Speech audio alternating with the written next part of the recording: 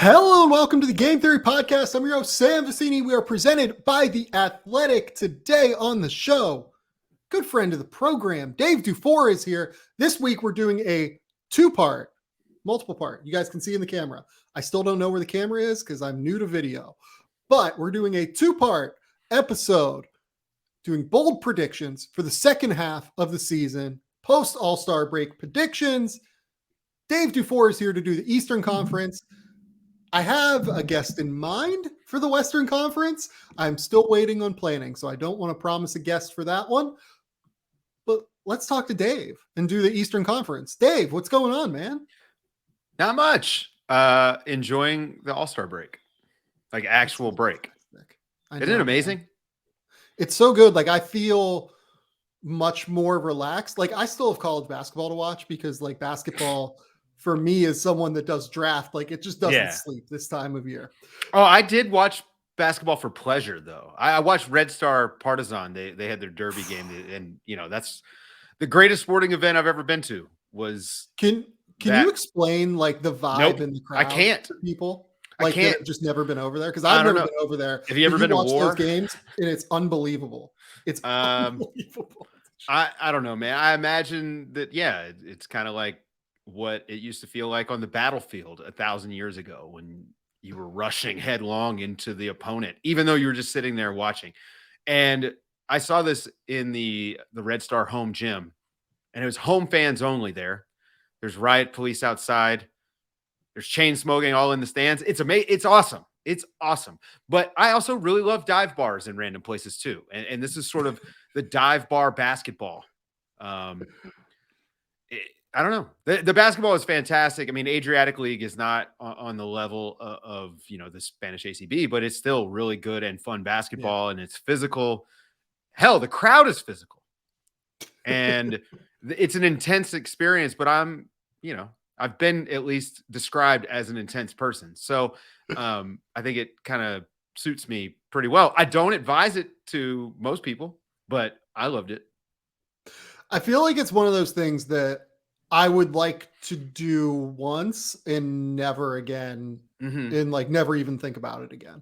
You know what I mean? Like, I want to go back. I wanted to be there for this one. I mean, it's just like, I don't know. My dream job if I were as a guy covering basketball. Yeah.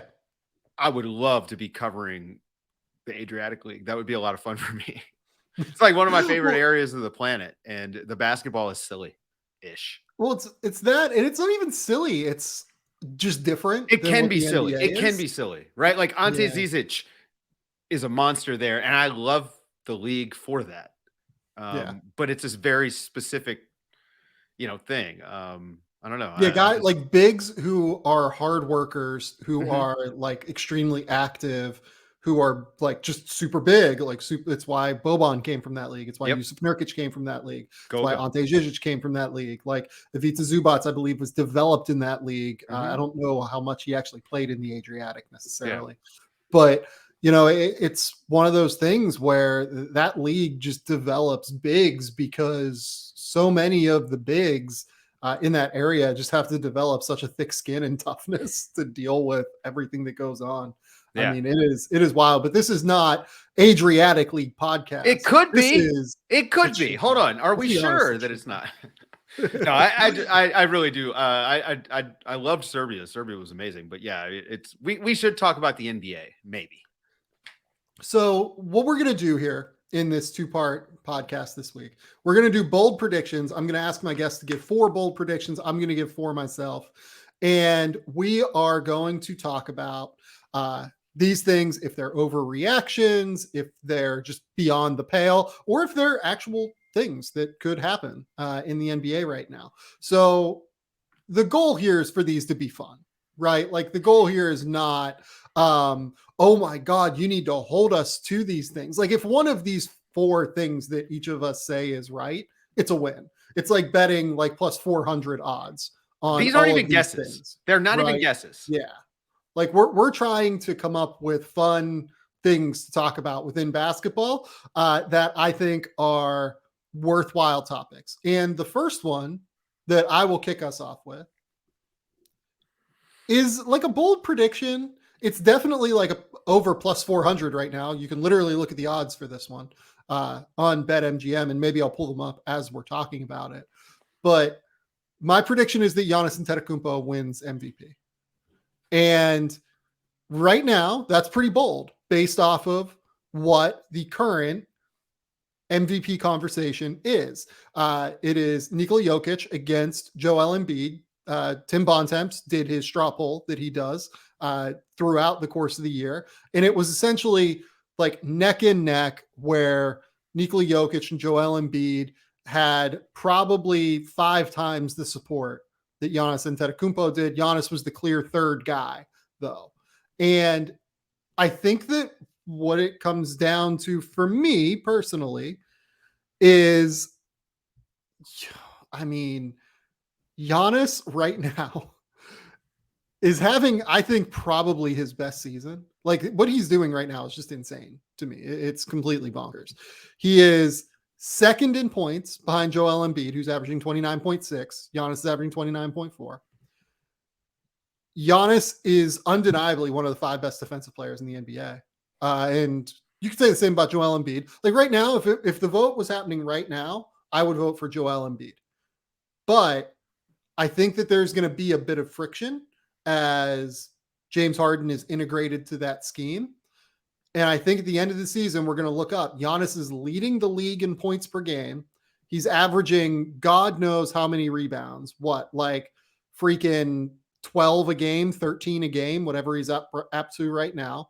I'm pulling up the number as we speak. He's averaging, I think, 12 right now. And averaging 6 assists per game and being one of the 5 best defensive players in the league. And I think that that is going to be an exceptionally difficult combination of factors to push past. And on top of that, I think we're about to see the Bucks just fly out of the gates here. Like, I think we're about to see Milwaukee take the top of the Eastern Conference and end up as the number 1 seed in the Eastern Conference to end the season. So Giannis Antetokounmpo, MVP. I wrote about this as my favorite bet whenever I did MVP a while ago when he was 9-1 to win MVP. I still think that if I was betting, I would bet on Giannis to win MVP. I don't hate it. He's been incredible. Defensive Player of the Year candidate. Might be the leading Defensive Player of the Year candidate. Yeah, it depends on what you think of Draymond Green and his candidacy. I just think that Draymond's missed a lot of time. Yeah. Yeah. I mean, and this year is going to be tricky for that, which, you know, we talked about before we started recording, is just guys have been in and out so much that I don't know. It's hard to put a pulse on a lot of things, but I will say that the top 3 guys are very clearly Giannis, Embiid, and Jokic in some order. And I think Steph Curry is like the 4th guy that'll have a good opportunity here, especially with Phoenix now dealing with the Chris Paul issue. You know, he's going to be out, and I think Golden State's going to have an opportunity to potentially get that 1 seed, depending on how Phoenix goes. I mean, they haven't had any bumps in the road so far this season. Yeah. And maybe this is yet another speed bump that they're going to go right over. I think they have the 6th weakest schedule the rest of the way. So Phoenix is not necessarily out of it for the 1 seed. But Nikola Jokic is having possibly the greatest statistical offensive season in NBA history, and is playing above average defense, anchoring a decent defense with no help. And this is not to take away from Giannis, because I don't think Chris Middleton has been all that great this year. And Drew Holiday has been, you know, obviously had injury issues and things of that nature. So I'm not trying to take away from Giannis, but I do want to say that that the degree of difficulty for Jokic is higher. I agree. And what he's doing from a statistical standpoint, if we're making these arguments, you know, I think is more impressive. That being said, Giannis is he's dominant on both ends, and it's different. Like, because Jokic is not dominant on defense. He's effective, and he's above average, and you can have an above average defense with him as your center. With Giannis, there is no ceiling on your defense. I don't know. I'm of 2 minds there, but it wouldn't shock me if they go, you know, what do they have? Like 23, 24 games left. If they go 18-6 or something, which I think the Bucks could do. Yeah. Giannis is definitely going to be there, because I'm with you on the Sixers. I think that the transition, adding Harden in, I think you're going to see him come in and do what he did in Brooklyn the first couple games, and it's going to be tentative, and he's going to be moving the ball, you get like 6 or 7 games in, and it's going to go back to the James Harden thing. I mean, we've seen this enough. So Can I don't really do that though with Joel Embiid? That's kind of my question. hell, Like, if I would, I wouldn't let it happen. Joel Yeah. Embiid's a better player. I don't know. I just think that like there's going to be some early friction there. Like long term, Maybe. like I think that they'll figure out how to make it work. Mhm. But like part of what has made James Harden so effective in the past is having like a rim running roll man. Joel Embiid's like a popping roll Yep. man, which is fine. And that's, I think, just going to take some time. But part of the value of having a popping roll man is better ability to finish at the rim without that center having vacated the area, or with that center having vacated the area. James Harden's having one of his worst finishing seasons of his career so far this year. And like, look, how much of this is this hamstring injury? How much of this is him coming into the season overweight? And how much of it is just, him having checked out a little bit over the course of the last month, right? Like statistics this year, like you said, are just so all over the map that like you almost don't want to use them in some ways. But James Harden is statistically having one of his worst finishing seasons of his career, and he's 32 years old. And you wonder what this looks like, I think, to some extent. So, look, I agree with you. I think that Nikola Jokic right now, like, would I vote for him over Joel Embiid? I don't know. I don't know how much I want to make a proclamation on that without having like really thought that through. They would clearly be the top 2 guys right now. I think it's close. This, it's close right now, but you add Harden into the mix, right. and I do think it changes the calculus quite a bit. Right. And you're 100% right. Nikola Jokic is having a historic offensive season. He's averaging 26 points, 14 rebounds, and 8 assists. He's doing it with very little guard play. He's shooting 57, 37, 80 from the field, which is like impossible. And like when you watch Jokic, somehow the numbers like don't capture it. It feels like, like he's putting up historic numbers. He's putting up numbers that like, but he didn't play in the fourth quarter of the All-Star game, Sam. God damn it, Dave. God damn it. But like, I guess that like when you watch this Denver team, it's just unbelievable. Nikola Jokic is should not be happening. It shouldn't be happening. Yeah. I just really worry that voters, people who think that way, and there are people in the voting body who think this way, unfortunately, are going to have some voter fatigue with Nikola Jokic having won last year. Whereas, it was just last year. I mean, it's funny because we heard this about Giannis. Are you really going to have, right? I think this is what it comes down to. Are you really going to have a guy that some people don't consider a top 5 player in the league? I think that's wrong. Insane. The guy's been the best player in the world, arguably, for like 2 years. I just... Totally. I think that you're 100% right. And I think Nikola Jokic is unequivocally a top 5 player in the league. But there are people who do not think he's a top 5 player in the league. And some of those people have MVP votes. Mm-hmm. And I think that it's going to be hard to sell those people on a guy that is not a top 5 player in the league, in their minds, not in my mind or in your mind, but in their minds, that guy winning MVP back-to-back years. I think it's going to be a hard sell for some people. I didn't follow sports media at all during like the Steve Nash MVPs, but this feels oddly familiar. The difference is that you could look at Steve Nash's numbers, and aside from the assists, you could be like, oh, well, this is pedestrian. I mean, he's a great shooter. You can't say that about Nikola Jokic. There's nothing pedestrian about it. And anybody who is paying attention knows what this guy is doing. And I mean, I'm not going to throw people under the bus, but if you don't think this guy is in that top tier of player, I'm just not sure what else he could do to change your mind at this point. Yeah, no, I agree. Yeah, it also feels like Giannis a few years ago, where it just maybe it's just the glacial pace of mental change that it requires in the NBA circles. And it's probably because everyone spends too much time on Twitter where, I don't know, man, like they care more about what Jared Allen's wearing than what he's doing on a basketball court. But you know what the funny thing is about Jokic and the Giannis conversation from a couple years ago? Because I think that's the one that it reminds me most of. Just like elite productivity. some people didn't consider him a top 5 player in the world at that point, right? And they were wrong to think that as well. I think that with Jokic, where it gets weird is just he's had the playoff success. Like you could go back during that time with Giannis and say like, okay, this guy hasn't won in the playoffs yet. I mean, you can look at Nikola Jokic's playoff numbers. They're better than the regular season numbers. Like he's outstanding when the games matter most. But he ran out of gas in the playoffs. And now, you know, even though he was the only guy out there and now it's held against him, now he's a playoff choker. It sounds like Steph Curry too, right? It's just that people pick and choose the guys that they like. And I think that, you know, maybe it's what he looks like. Maybe. Honestly, like I think there is a lot of like dissonance there. Like it just in terms of him being like an overweight white dude who just like dominates the league. I think there's like, although he's in impeccable condition right now. I mean, he might be, he's one of the handful of most in shape guys in the league. I mean, especially when you consider how big he is. You watch in terms of like not getting fatigued. Yes. But he doesn't look like an endurance athlete. Yeah. Right.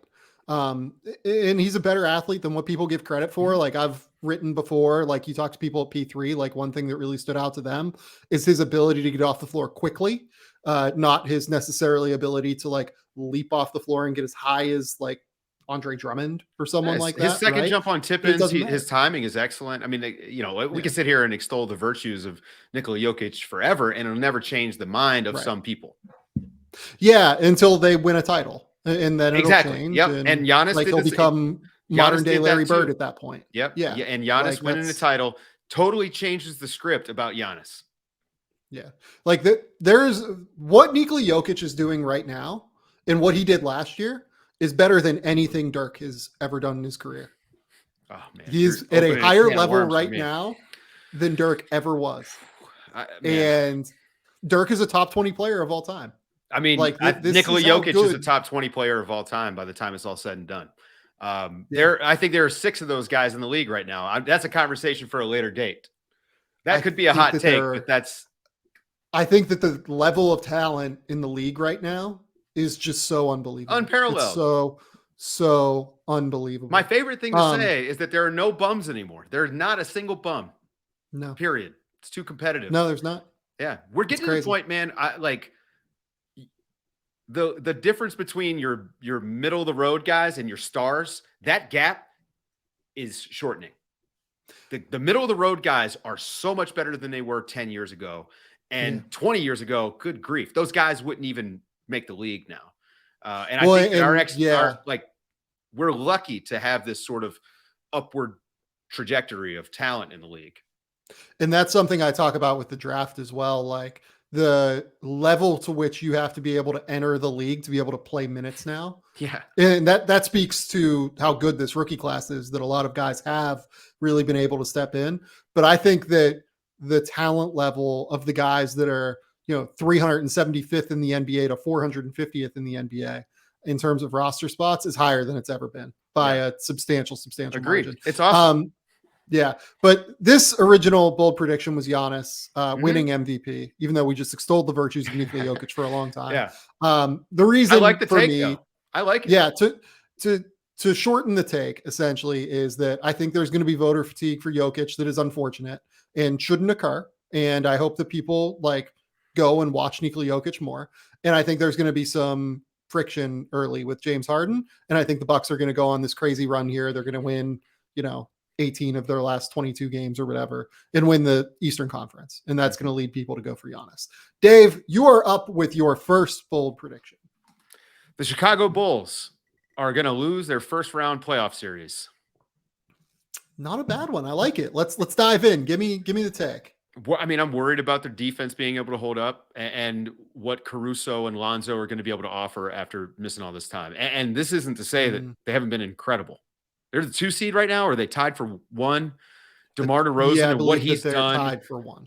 Good grief. DeMar DeRozan, a guy who I hope is getting a few of those MVP votes, maybe not 1, 2, or 3, but I'd like to see him on the list as hey, this guy has been awesome for a really long time, and now everyone's seeing it.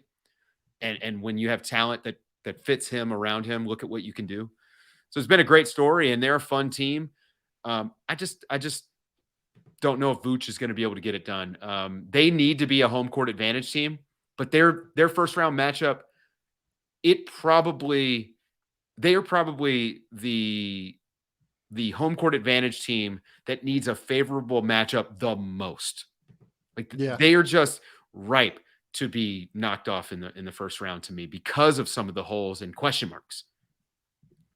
So I'm glad you brought up DeMar, because my fourth bold prediction was, and this is a longer term prediction, is that this season, this 2021-22 season, is the season that pushes DeMar DeRozan into the Hall of Fame. And I think that the numbers would surprise people in terms of just how close he is to that mark already. Look, he's going to be first team All NBA this year. I don't think that's really a stunner. That's going to be his third All NBA selection. That's not like a staggering amount. He's made 5 All-Star games. That's not necessarily a staggering amount, but you look at the number of points he's scored in his career at this point. Basically, everyone who is like around the mark that DeMar DeRozan is, he's 54th all time in NBA history in points. Basically, everyone in the top 50 all time in scoring is a Hall of Famer. Like, it's pretty clear, to be honest, like where that line of demarcation is. As soon as you get past Joe Johnson and LaMarcus Aldridge at 50 and 49, it's literally just everyone ahead of that is in the Hall of Fame. Like, Pau Gasol is going to make the Hall of Fame. He's 44th. Dwayne Wade obviously is going to make the Hall of Fame. He's 35th. You have guys like Hal Greer, Walt Bellamy, both Hall of Famers.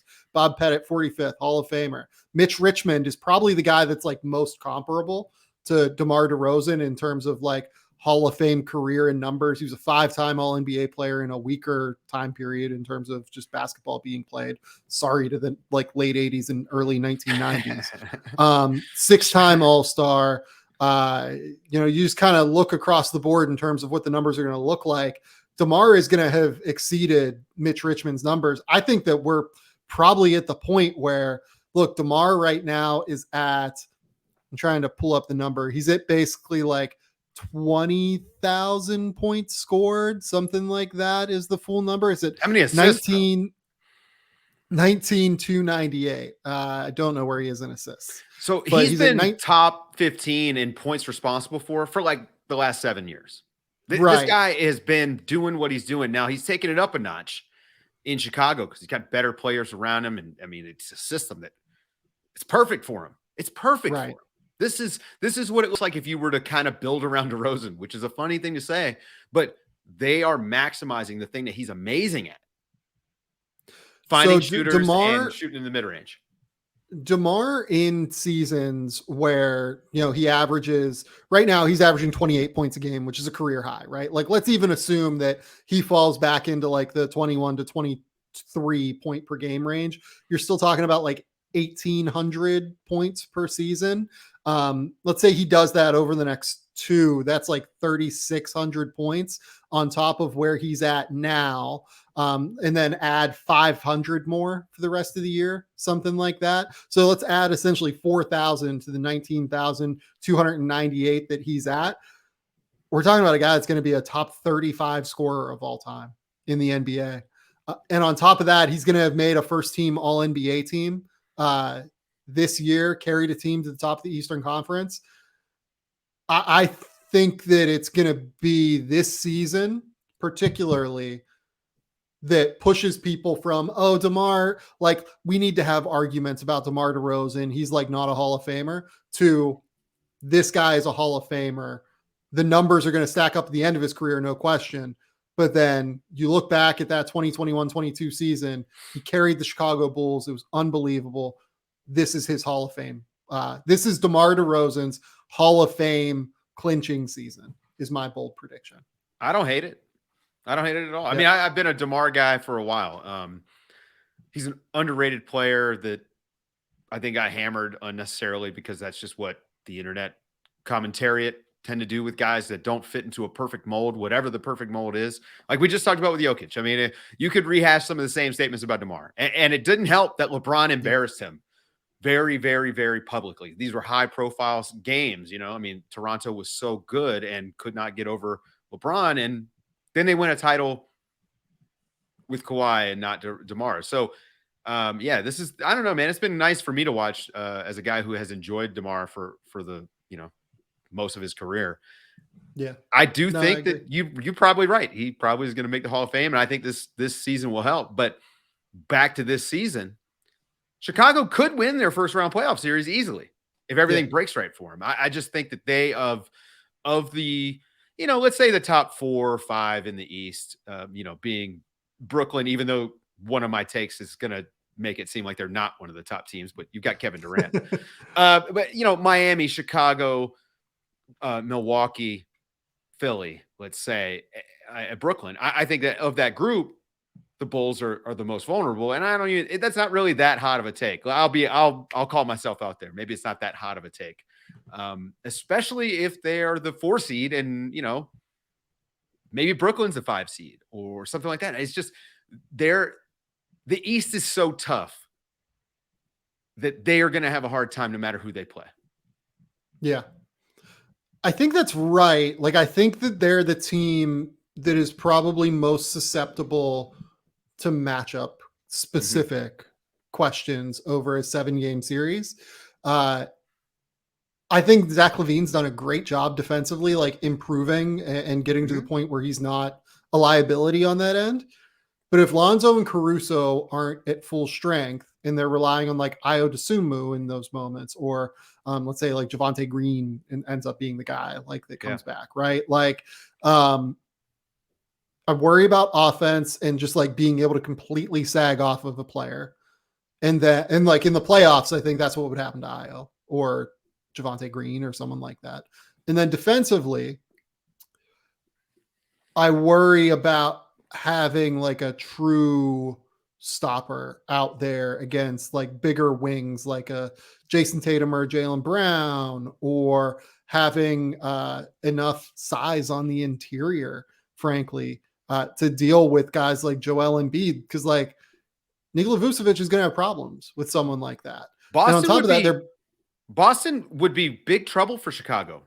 The way their too. defense is set up, and like you mentioned, having 2 big wings, and now you add Derek White to the mix, and you've got a lob threat in Rob Williams, and I think Vooch might be one of the more ill-suited bigs in the playoffs to deal with that sort of guy. The half-court defense for the Celtics. I mean, if there's one team in that bottom half that Chicago really needs to avoid, it's them. If you're Chicago, you probably would rather run into Toronto than Chicago. Yeah, it's interesting. I was just kind of thinking about a Toronto series in my head. And Toronto is another one of these teams that, like, I just think they're going to be, I said this on Twitter, which is always funny, but tough to play. Nobody's going to want to play them. And it's not that they're necessarily going to beat anyone, but they are going to be annoying, man. They've got so much energy and length. And, I think their issues, in half-court offense, we know all that. But the things that they're going to be able to do to be disruptive are going to keep them in games, and especially come playoff time, because the defense is built for the playoffs. So I think Toronto probably not going to steal a first-round series, but I wouldn't want to play them. There's no team that you really want to play. Like the East is just it's nuts from top to bottom. The East is totally loaded. And there's no perfect team. There's no perfect team. So it's all very, very open. But I do think of the teams that we tend to lean toward, okay, these are the top 5 in the East. I think Chicago is the most vulnerable come playoff time.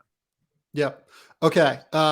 I gave my second bold prediction here. So give me your second now that we're up. Brooklyn will be a play-in team. They're in the play-in right now. We don't know when Kevin Durant's coming back. Not sure when Ben Simmons is going to be available. They did sign Goran Dragic, but who knows how he's going to look?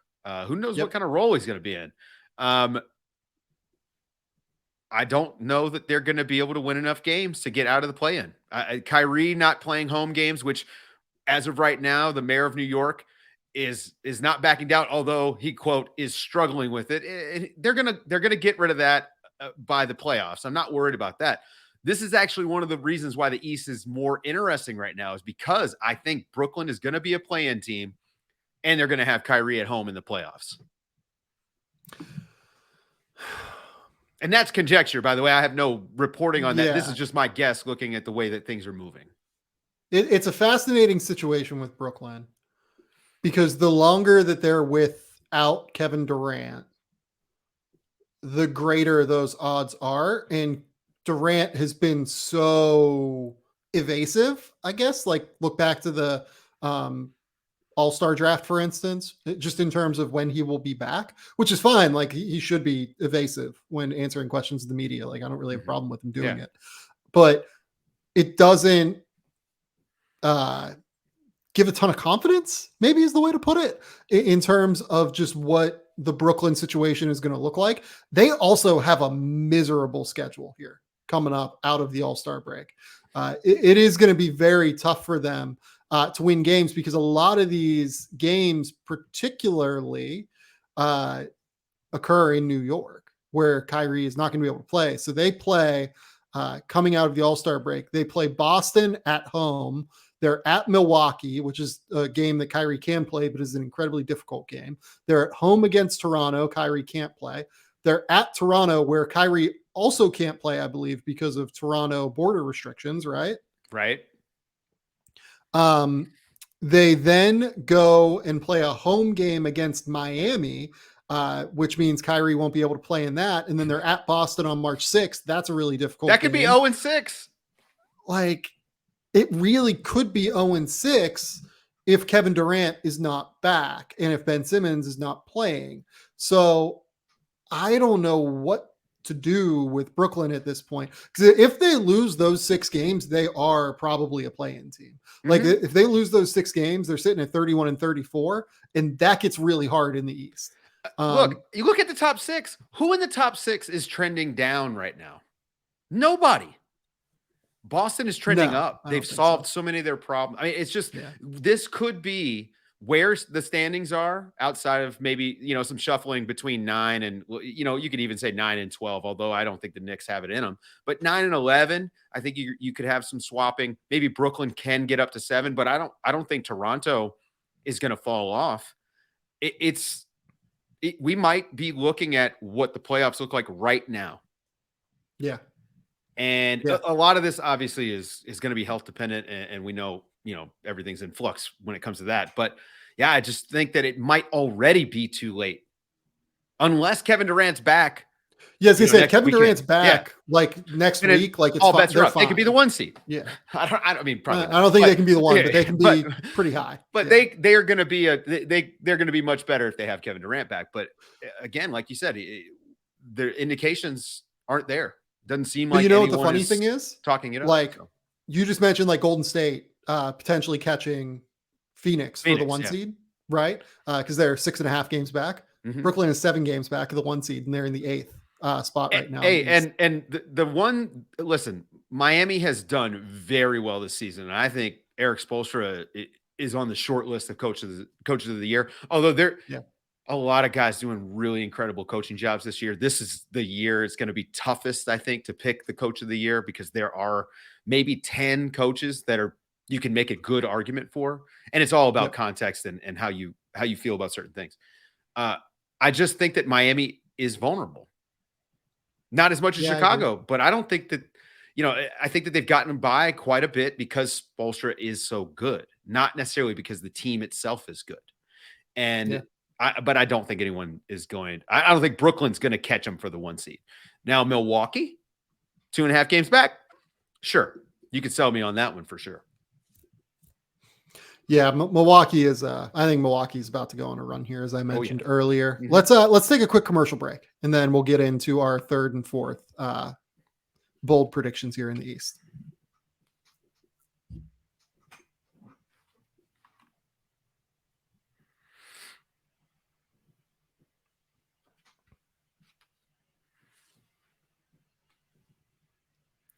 Okay, we're back. Dave, my third bold prediction is about the playoffs as well. It is that the Boston Celtics, a team that we mentioned a minute ago, the Boston Celtics win 2 playoff series this year. Not just one, they win 2. And they go to the Eastern Conference Finals. Why do I feel that way? They're playing incredibly well, first and foremost. This is the best defensive team in the NBA right now. Full stop, no questions asked. They got better defensively at the trade deadline by acquiring Derek White. They have all sorts of shot making to make themselves miserable to play against. They have real rim protection in Robert Williams. They have a real backup center in Al Horford who can help them run the offense. This is going to be a miserable team to play in the playoffs. This team is built for the playoffs now, I think. They are switchable defensively. They can play drop coverage defensively if they want to. They can play a variety of different alignments defensively. They have a defensive stopper in Marcus Smart who can take tough matchups that can also reduce some stress on their big wing defenders in Jaylen Brown and Jason Tatum, who they can also throw on great players for minutes at a time, although you don't want to do that for a substantial amount of time, just given that, you don't want your stars dealing with that. They have all sorts of shot creation from Jason Tatum and Jaylen Brown. This is an unbelievably good setup team for the playoffs, in my opinion, right now. Where are you at on the Boston Celtics, Dave? I agree with you. If they catch Chicago in the first round, I think you're going to win. Second round, it gets trickier because that half-court offense there are question marks there. And there have been forever, and it's not just, this year. But there are question marks about whether or not they can get it done in the half court, and especially in the playoffs. I mean, we'll see. It's going to be up to Jason Tatum, I think. His play style is going to have to adjust. He's going to have to make more plays for other people. But defensively, man, I'm with you. That team is a buzzsaw. Yeah. And it can guard you just about any way. The teams they're going to deal with that they're going to struggle against are going to be Milwaukee, and it's going to be Philadelphia. Size is going to be a problem. And Giannis is a problem for everybody, and so is Embiid. So now you've got to say, okay, those guys are going to get theirs. Can we shut down everybody else? And I think Boston does have a chance to do that, especially against a team like Philadelphia, where you know that the other guy you got to shut down is James Harden. And James Harden is pretty predictable at this point. So, do they have the bodies to throw at Harden? Yes. They don't have the bodies for Embiid. I don't know, man. I don't hate your take. There's a chance there. I don't think they beat Milwaukee. But you can sell me on the idea that if the Harden Embiid fit isn't great, that they could beat Philly. So right now, Boston is, I believe, the 5 seed in the East? Because they're behind Chicago and Miami, they're behind Philadelphia, and they're behind Cleveland, I believe. So no, they're the 6 seed. No, they're the 5 seed. I did math right the first time. They're the 5 seed. So they'd be in a 4-5 matchup, potentially with Cleveland. I like that matchup against Cleveland. I'm sorry, Cavs fans. I really like that. I like the matchup against the Bulls for the reasons that you just mentioned. I like the matchup against Philadelphia. I think that what you do against Philadelphia defensively is you just continually involve James Harden in as many screen actions as you can and force him to make tough decisions. And I think that's, look, with the way that Philadelphia's defense is going to have to operate, we saw what happens with someone like Seth Curry last year in the playoffs. I think James is actually a little bit better than Seth defensively, but can struggle with just general like communication issues where like if you're not just having him purely switch on to a guy, it can get a little bit trickier. And last year, Philadelphia didn't do that. Like they tried to have like Matisse Thybulle, who was on Jason Tatum, like fight through the act, or on Trae Young, I'm sorry, just like try and fight through the action. So they didn't get the matchup that they wanted with Trae, right? I don't think you want James on Jason Tatum and Jaylen Brown, but I think he'd hold up a little bit better than Seth Curry would. Yeah. Against Miami, I think Miami's kind of a tough matchup for them. That's just like a pure 7-game series. That's like a physical 98-96, like 6 games of that series. And oddly, they are a challenge in the other way, in that they can match up with Boston so well. Yeah. very similar as far, like Bam and Rob Williams. Obviously, Bam is better, and Jimmy Butler is Jimmy Butler, but they are very similar. And I would trust Miami more in that matchup because I trust Miami more on the offensive end. I think Miami and I trust Spoelstra a little bit more to figure it out. Yeah, that's just because Ime Udoka is a new coach. I think he's done really well this year. It's just like your first time going through a playoff series against like a legitimate Hall of Fame coach. That's probably going to be hard. Yeah. I mean, the East is going to be, the playoffs in the East are going to be fantastic, I think, because the matchups are compelling, every single one of them. But Boston, if they can luck out, catch Chicago in the first round, and maybe Philly in the second round, and everything breaks right for them, man, I can see it, Sam. I don't hate it. I think that the reason that I like this right now is largely because Boston is a team that matches up with a wide swath of other teams, basically. Chicago, I think, will be a little bit more matchup dependent for the reasons that we mentioned, right? Philadelphia, I think, like, just due to the defensive schemes they have to play, like, I would be fascinated to see another Atlanta-Philadelphia series. Like, if Philadelphia gets the 1 seed and Atlanta ends up in the 8 coming out of the play-in tournament, like, I would be fascinated to see that series. I think Philadelphia would win personally, but I think that the Atlanta's matchup specific issues that they exploited last year with Trae Young just completely attacking and continually attacking some of their problematic defenders and attacking their drop coverage with Joel Embiid and having Trae just pull up or Trae hit floaters, things like that. I think those inherent matchup difficulties for Philadelphia still exist to where I'd be interested to see it. I think with Boston, it's hard to match up with them. It's hard to find like the actual flaw. They might be less talented than other teams. Like they just have like less dudes than some other teams. Yeah, sure. In the East. Mm-hmm. But in terms the of flaws are there.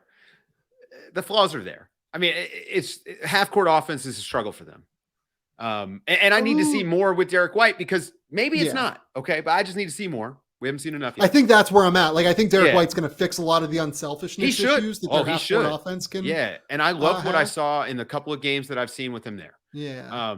But I need to see a little bit more of it going forward before I'm ready to say, okay, their half-court offense has solved a lot of his problems. But I mean, the defense is undeniable. You cannot. I mean, I was talking about this with Keith Parrish the other day. There are more teams right now in the league that can just decide you're not going to make a basket for 5 or 6 possessions than I can ever remember. Defenses are being allowed to play, and we're seeing what happens when you have high-level athletes who know how to play defense, which we are fortunate to have so many of. Because as a guy who I love defense. Love defense. As a basketball coach, I will focus the majority of my time on defense. It is a renaissance for NBA defense right now. And I think Boston, what they're doing, they're at the top of their game. They're fantastic. And this is something you wanted to talk about. So let's have this conversation now. Sure. I think that one thing we don't know and that makes these playoffs more inherently difficult to predict. Yeah. Is how the game is going to be officiated when it comes down to it. And I think that remains unclear. Will NBA referees let them play more in the playoffs?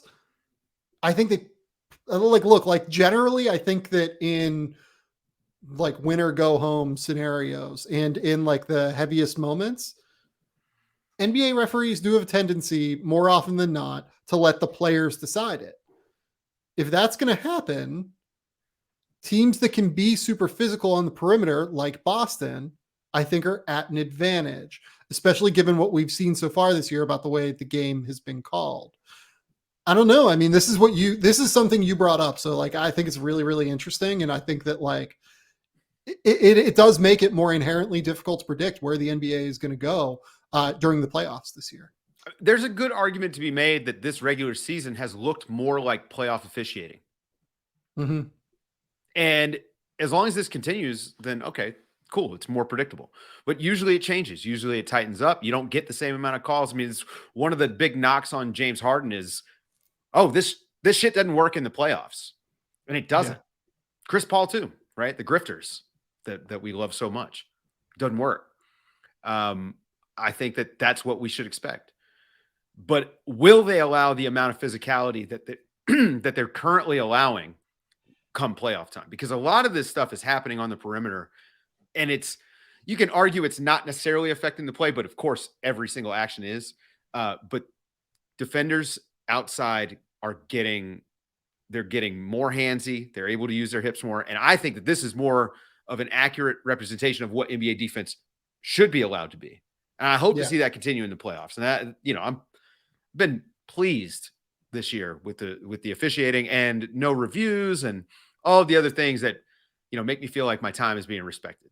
Shout out to the referees for that one. Oh my God! I Dave, mean, as a fan, man, don't ruin the sport we love because you want to see scores go up. I don't care about free throws. If it was up to me, we wouldn't have them. Right? Who wants to watch a free throw? Not me. That's true. No, man. No. Do that in your driveway. Don't do that on my television. You'd be a bigger fan if we would do one free throw as opposed to two. Sure. Yeah. I actually think there's a lot of ways that you can fix stuff that is broken, but there's very little broken. Like I do think that just allowing the referees to use their experience and knowledge of the game to officiate has made a huge difference. And now look at what we're focusing on. The thing that everyone brings up, we're not complaining about ticky-tack fouls as much anymore, or the flopping. A lot of that has gone away. Now, Chris Paul is still going to get away with the rip through, and so is Kevin Durant, and we hope that goes away with the next generation. Like, I did not like seeing Chris Paul teaching that move on a basketball court. I don't want any more of that. Let it go away. Let it die with this generation. But I do think that by allowing the referees who have been in the damn game their whole lives, they played growing up, they've learned how to referee, how to officiate. The spirit of the game matters. And it matters as much to those guys as it does to me, as it does to the players, everybody else involved in the sport of basketball. And so by allowing these guys and trusting their judgment, the game is better. The one thing that we've been complaining about, the breakaway fouls, the Euro foul, they fixed it in Europe. It's an easy fix. We'll do that next year. The competition committee is 100% going to do that. There's a not bold take for you, a not bold prediction that they're going to fix the Euro foul this summer. Oh, I love that one. Yeah, we should do a Dave DuFour hashtag Hoop Idea Utopia podcast. At some point. You don't want that. Actually, no, you do want that. We want an autocratic Dave DuFour led NBA. I mean, it would be fantastic. No one would ever be able to make a trade. Love the one you're with. Oh my God. Dave, you're up at number 3. What is your third bold prediction? Yes, I got it. The Washington Wizards and Kristaps Porzingis will make the play-in. Oh my God. They are coming. And unfortunately, I think Charlotte is the team to drop out. Atlanta has the talent. They should be okay. They should maybe even move up depending on what happens with Brooklyn. But I think the Wizards and Porzingis are going to go on enough of a run to be able to make the play-in. And it is going to make people think that Luka was the problem with Porzingis. You're going to have to explain this one without Bradley Beal. I am. I know. This is a good one. This is a great bold prediction. I love it. They're only a game back. And I do think that with the other teams in the East basically tanking or just being bad, that they have a chance. And Charlotte, man, they've been struggling. Their defense is so bad. I just don't. I think that Charlotte is a year away from this spot that they've been in. That's what it's more about than anything.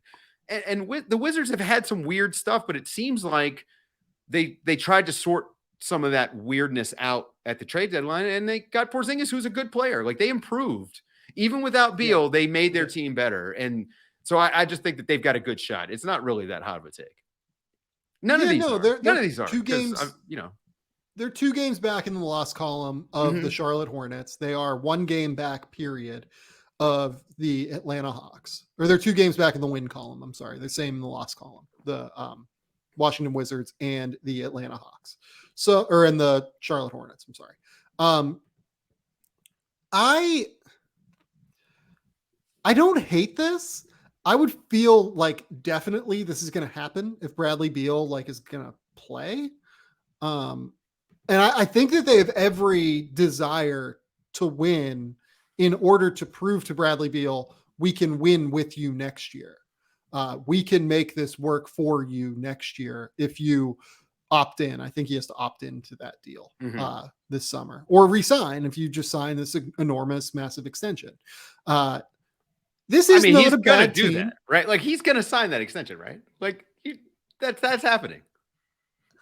I don't know. I don't know. Like, I think that makes the most financial sense. Like, sign it and then play a year and then ask for a trade if you want. Yeah.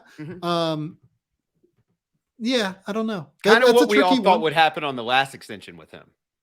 Now, yeah, I will tell you. I think that's exactly right. I talked to Fred Katz a lot, and Fred now covers the Knicks for us. We got Josh Robbins covering the Wizards, but I used to do Fred's podcast, Wizards After Dark, all the time because apparently I was one of the few people that actually watched a lot of Wizards games. Yeah. Bradley Beal wants to be in Washington. He does. All of the reporting and just talking to people around the league. It is important to him to be with one team for his whole career. And whether that remains true or not, we don't know. But I think he's going to sign this extension, and it feels like a no-brainer. It's a lot of money. It's fantastic for him and his family. Yeah. And I think they're going to have a year to kind of figure that out. So it's important for the Wizards to push for that play-in game for this reason. So, yeah, and I also, Porzingis is just better than the guys they got rid of. Yeah, he is. He is. Yeah. He's much better than Montrezl Harrell, for instance. He's definitely much better than the version of Spencer Dinwiddie that they had for a while. And, losing Davis Bertans and Dinwiddie is probably addition by subtraction on some level, just given the way that Dinwiddie was playing this year, unfortunately. Porzingis is going to make their defense better. He should improve their offense. I mean, it's going to be, I'm assuming he's going to be the focal point, and we've seen that before. So he will put up some decent numbers as long as he's healthy and out there. I mean, the caveat to all of these things. But I do think that the Wizards just stand a better chance than Charlotte of being in that range because they're neck and neck, and it's just so close. And Charlotte's defense is just. I don't mind this. This is a fun take. Yeah. Okay, I'm in. I like this one. Well, okay, I'm really focused on the play-in, man. I'm really focused on the play-in. That's like I love it. Well, I'm going to the play-in next. My last one is one that is a downer for me. This has been my favorite team to watch in the NBA this year. No. I'm very sad about it. I'm disappointed that I have to say this. I don't have to say it, but this is where I'm at on this team. And it's because of the other teams that are coming, not because of them. Sure. I love the Cleveland Cavaliers. I love this team. I think they end up as a play-in team. I think they end up as a play-in team. They're fourth right now. Knife in my heart. I know. And it would make me sad. I think they make the playoffs. Like, I think that they win the play-in tournament and they have a great, tough series in the first round against whoever they play. They could win that first round series even. Like, all of these teams in the East are so tight. I think that they end up in the play-in tournament. I think that Toronto is coming. Pascal Siakam is playing unbelievable basketball right now. I almost, one of my bold predictions was almost that Pascal Siakam goes from not making the All-Star team to making the All-NBA team. Like that was a serious thought that I had. I mean, he's been incredible. Yes. You know what? He has been. Here's my last take. Just to battle your take. Cleveland's going to win the East. They're going to be the 1 seed. Whoo! Look at their schedule the rest of the way. I love it. Let's do it. So you're getting the All-Star bump for Jared Allen, Garland. They've added LeVert, and he has proved to be that piece that they needed. They needed a guy who could generate a shot. Yep. And now I think he will do it more efficiently as he becomes accustomed to what they do. They're only 2.5 games out of the 1 spot. They've played a lot of their tough opponents. They've already played Milwaukee 3 times. They played the Bulls a few times. Yeah. How about that? Cleveland. Their first few games coming out of All-Star break. They're at Detroit. They play Washington. Boom. They play Minnesota at home. Done. They play Charlotte at home. They're at Philadelphia, which is a tough one. Then they play might be Toronto, the 1 seed by next week. They really could be. They're at Indiana next. Like by March 8th, they could legitimately be the 1 seed. Or they could be in the play-in. Or they could be in the play-in. That's how tight this thing is. I mean, Toronto right now so is, I believe, the 7, right? I'm not wrong on that. They are. They are currently 7th. They're a half a game behind the Celtics, and then 2.5 games behind Philadelphia, Cleveland, and Milwaukee, who are bunched up in 3 through 5. And then those teams are 2.5 games behind Chicago and Miami. Like, just to illustrate for anybody who needs that laid out for them, just how tight everything is and why it's so funny that we can have these completely opposite takes. Yeah, like there are 8 teams right now that, like, this would be a great year to just, like, frankly, like, not have the play-in. It feels like, because like there are 8 teams, as long as Brooklyn like figures their shit out. Like there are 8 teams this year that like should make the playoffs. The baby playoff teams should lose, right? Like, although I don't know who that is, because Atlanta might be a real playoff team that's just been dumb for half the season. That's true. Maybe this is a year that does need the play-in. It's weird. Right? Like, if Atlanta does get it together. Yeah. I would argue Toronto feels like the team that shouldn't be there, but it's only because Siakam hasn't been doing this all year. If Siakam had come out like this, if his shoulder was 100% right away, Toronto is a different team. We're talking about them differently. This has been my favorite season covering the NBA, and I started in 2016. This has been the best season so far from a quality standpoint, but the competitive nature going into the playoffs, nothing like it yet. I'm so fired up for this playoff run. The next 24 games actually matter in the regular season. Now, can we get the league to act like it? That'll be the next caveat to that.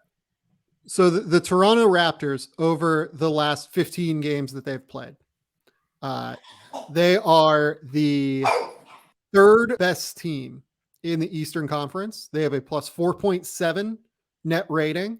They've gone 11-4 in that time. By the way, the Boston Celtics in their last 15 games, have you looked at these numbers? Their numbers are insane. So some of these teams are hitting their stride during lulls for other teams, and it's exaggerating everything quite a bit. I think most of these teams are closer to the middle than they seem. Yeah. Except for Milwaukee. I think Milwaukee is the true class of the East until we see Kevin Durant and Simmons with that squad, because there might not be a ceiling on that team. Whereas Milwaukee, the issue that I worry about was Brook Lopez, and is he going to come back and be healthy? And if not, is Ibaka, does he give him enough of that Brook Lopez for 15 minutes? And then it's just Giannis unleashed the rest of the time. That's my one question mark for them. But I still think that is, you've got Giannis, and that is the class of the East. But everyone else is very close to the middle. Yep. In the case of Boston, I just want to say this out loud. They've won 11 of their last 15. They have a plus 16.6 net rating in those games. Yeah. That's like AAU. That is legit like AAU basketball. Mm-hmm. They've been barnstorming. Yeah. The Cavs have been really good in their last 15. They've won 10 of their last 15. They have a +1 net rating. They're still defending at a very high level. I just worry that their offense might start to crack a little bit. They have a bottom 7 offense in the league over that time. I know that LeVert comes in and he will help the more that they get to utilize him. I just worry about whether or not the defense can hold up at the level to which it needs to hold up. Like, it needs to continue to be not just like a top 10 defense in the league. Like, it needs to continue to be a top 5 defense in order for the Cavs to maintain this level. Right? Look, over the last 15 games, they've been the 4th best defense in the league. There have been no signs of cracks yet in this regard. And they play hard. They are tough. Like, I love the Cavs. I love watching them play. I just kind of think that Toronto has played a little bit better over the course of, the last couple of months, basically since Siakam has been back. And I think that they push up into that top 6. And I think that Cleveland ends up in the 7th spot. What if Philly's the team that drops to the play-in and it's not Cleveland? What if the growing pains of adding Harden cause them to slip just enough? I think Joel has been too good. Oh, I just think that he's going to look, we're talking about Joel Embiid as the MVP. I trust Joel Embiid, right? Like I don't necessarily trust Darius Garland and Evan Mobley at this point yet. Yeah. Like I love the Cavs. I trust Joel Embiid a little bit more. I've talked about Boston. I just really like Boston right now. Look, like Chicago, they're back. Like Chicago is what, 5 or 6 games up on the play-in. Like I don't think that they're going to drop that far. There's just not enough time to drop that far. Right. Miami's 5 or 6 games up on the play-in. They're not going to drop that far. It's tough. Like it's hard to find the team other than Cleveland who has like the specific weakness. If we think that Boston's offense has been relatively fixed with the addition of Derek White and with how they've been playing over these last 15 games where they've been a top 10 offense during that time. I don't know. That's the cool part about it. This is why this is the compelling part of sports, right? I don't know what the hell is going to happen. I know part of my job is Cleveland. Give me your case on Cleveland going to the 1 seed, because I think that it's a really possible strength of schedule, man. Like they have an easier schedule, and I trust their defense to stay top 5. Like I do think that defense, that's who they are. They are a top 5 defense no matter what. And the offensive concerns are more of a playoff issue, not a regular season issue. I think that they can generate plenty of offense. Also, they have the capability to hold you to 87 points if they needed to, and can they score 95 and win some 95-87 games? Yes. I mean, I'm dreaming of a 79-73 Cleveland Cavalier victory. That would be amazing. Like, could they play Boston? And that's the game we get, a little throwback. I do think that they have the capability to do that defensively. We've seen it. I watched them for 3.5 minutes. The Indiana Pacers could not get the ball to hit the rim. Cleveland their offense wasn't working. They just said, it's over. You're not going to touch the rim. There were multiple 24-second violations and turnovers and blocks. That defense has just another level. It's like Boston and Toronto, I think, like very similar as far as the ability to turn it up. I trust them to pull it off. Now, will they? I don't know, but I'd love to see it. If the Cleveland Cavaliers make the 1 seed, that is a fantastic story. It really is. And Chicago too. Like if Chicago would be the 1 seed, I think that's a fantastic story. Like I think that'd be amazing for the league DeMar itself. gets more MVP votes if they're the 1 seed. So please, Chicago, make the 1 seed. I want to see DeMar DeRozan get those MVP votes, at least this year, right? That's fun. So Darius Garland's been unbelievable. Evan Mobley has been unbelievable. Jared Allen has been unbelievable, but he doesn't really fit this necessarily in the way that I'm going to say it. Like, I worry about Darius Garland and Evan Mobley as young players in the league who just had very extensive like all-star weekends as well, right? I worry about them holding up as well late in the season due to the grind of the season, especially Mobley. Garland, I think, just might be great at this point. Yeah. And that there's just like no concern there. And he was great to close the season last season as well. Was unbelievable in his last like 15 to 20 games, if I remember correctly. Evan Mobley, I do worry about what it looks like for him going through this for the first time, dealing with the physicality of the league for the first time, going from he's at like minute 1700 right now to what does this look like when he's at minute 2200? Yeah. When he's pushing 2000 minutes, how's he holding up? And I don't know. I will say this, the schedule makers have done a better job. Like there's fewer back-to-backs. I do think that we're kind of living in a bit of a new reality because the schedule, they've put so much of a impetus on making sure that there's rest and all of these things. He's also in really good condition.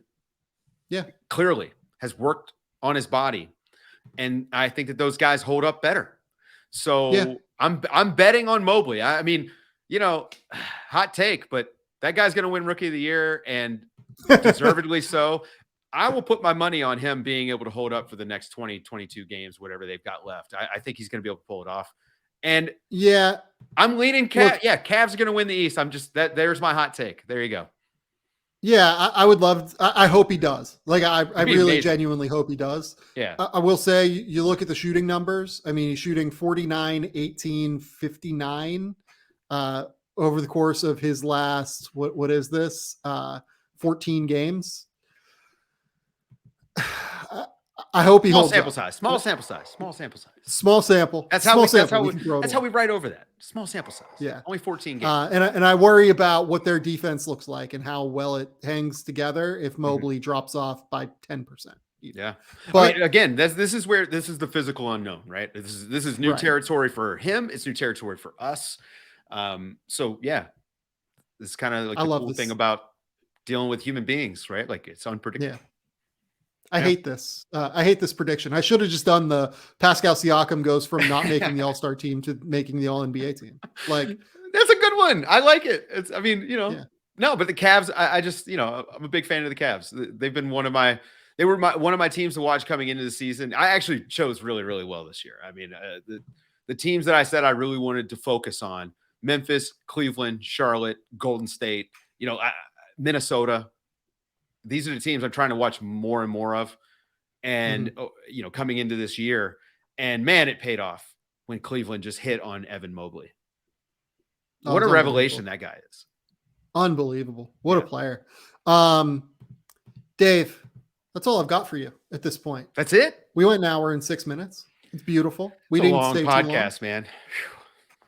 We didn't overstay our welcome. I hope not. Listeners of the show who want the 2-hour podcast, Matt Penny and I will be back this week. We're doing a mock draft podcast, so it's going to be long. You can expect that. Matt and I will go back and forth making picks. Let me ask you, where are you drafting Bronny James? Oh my God. This is something that Matt and I are going to have to talk about at some point. And this is I texted our good friend Seth Partnow this question earlier this weekend. If you got a season of 40-year-old LeBron James, 41, right? Yeah, 41, where he's still averaging 20 points, 10 rebounds, 7 assists per game, and is still a top, let's say 15 player in the league at that point. Where do you take him if you know that where do you take Bronny if you know you're getting that guy for 1 year? I don't know. Maybe 15, something like that. I think principles matter. There are teams that will think that 100%. Mm-hmm. Yeah. Not me. That's not for me. But if you're the owner of a team and you can sell LeBron James merchandise for years upon years. Yeah, man. I just don't like money enough. I'm the wrong guy to ask because owners, it's going to be like an ownership push more than it's going to be we make fun of teams for signing J.R. Smith's brother. I think we should make fun of teams if they draft LeBron James' son so that he'll play there. So that LeBron would play there. Yeah, I think we should make fun of him when that happens because it's going to happen. I mean, it's just it's become. And by the way, it's going to be as crass as it can possibly be. It has happened. It's going to happen. Yeah. And by the way, look, Bronny might end up being an NBA player. Maybe, He is good enough to where I have no idea. I ask people, right? Yeah, he is good enough to where it's a genuine, real possibility that he's good enough to play in the NBA. He's growing, he's developing. He is. It's at an early stage still, so we're getting to the point where it's worth evaluating him as a legitimate potential prospect. He wouldn't be a one and done prospect in my opinion. But he is someone that genuinely has the talent and sees the court well enough to where he is a genuine NBA prospect worth tracking. This is not Michael Jordan's kids. You know what I mean? It's not that situation. Yeah. Bronny is a real prospect. I will say this. Agencies do this all the time behind the scenes. They are pushing players away and to certain places.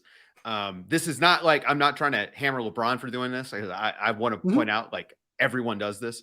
I just don't like it. Yeah, I get that. Yeah. I get that. Dave, tell the people where they can find your work. The Athletic NBA Show.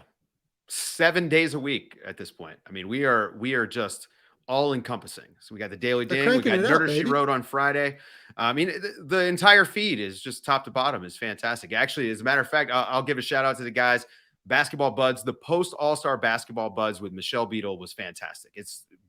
It encapsulates a lot of the emotions that I felt when I was watching Michael Jordan out there with those guys. And then the second half of that game I thought was so much fun for a fan game. And these guys really captured the moment. So I highly recommend everybody go and listen to that. Man, how good was that 4-minute Shaquille O'Neal just talk about It was great. getting to experience that room of the greats that he looked up to. That was unbelievable. That was the highlight of All-Star weekend for me. This was not a good All-Star weekend, but all of the stuff that happened yesterday with the All-Star game surrounding the NBA 75, it more than made up for what I didn't really like the Rising Stars situation. All-Star Saturday was a mess, but everything we saw on Sunday, I thought, in terms of NBA 75, in terms of the really fun All-Star game where Stephen Curry had 16 threes and was incredible, that more than made up for any of the bad stuff that we saw over the course of the weekend. Yeah. I mean, Michael Jordan showing up to stuff matters to the NBA. It would be nice if they focused a little bit more on that, to be honest with you. Not necessarily Michael Jordan, but celebrating the actual game. We don't love Michael Jordan because he was an influencer. You don't know all that much about Michael Jordan, to be honest with you. It was one of the cool things about him. There was a mystique.